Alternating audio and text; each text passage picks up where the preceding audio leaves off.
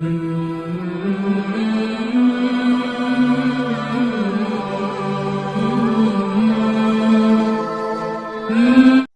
علیکم ورحمۃ اللہ وبرکاتہ۔ بسم اللہ الرحمن الرحیم۔ محترم ناظرین، سوشل میڈیا کے ذریعے ایک بہت ہی افسوسناک خبر سامنے آئی ہے کہ آپ کو یاد ہوگا جب بابری مسجد کو شہید کیا گیا تھا تو اس وقت سب سے پہلے جس نے بابری مسجد پر کدال چلائی تھی اور جس نے بابری مسجد کو شہید کیا تھا تو ان کا نام بلویر سنگھ تھا، جنہوں نے میڈیا کے سامنے اور سوشل میڈیا پر بھی اپنا بیان دیا تھا کہ میں نے سب سے پہلے بابری مسجد پر کدال چلائی، لیکن اللہ رب العزت نے ان پر رحم فرمایا اور انہوں نے اسلام کو قبول کر لیا، اور کفارے کے طور پر انہوں نے وعدہ کیا تھا اور یہ عہد کیا تھا کہ میں ایک بابری مسجد کو شہید کیا ہوں، میں 100 بابری مسجد جیسی بنواؤں گا۔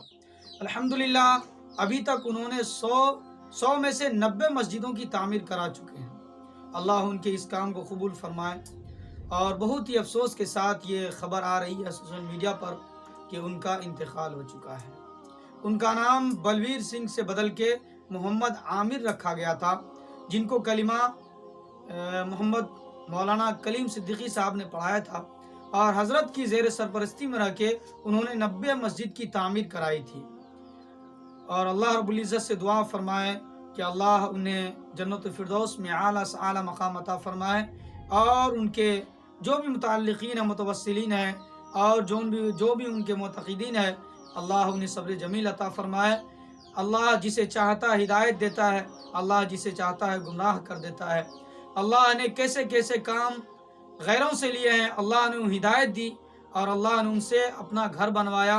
ایک نہیں، ہم ایک مسجد میں 10,000 50,000 لاکھ روپے خرچ کرتے ہیں، لیکن الحمدللہ انہوں نے 90 مسجدوں کی تعمیر کرائی۔ یہ بہت بڑی بات ہے۔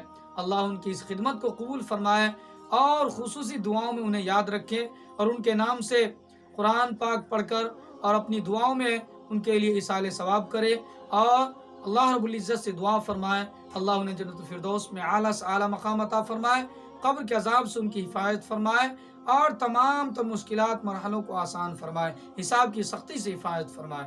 آمین ثم آمین۔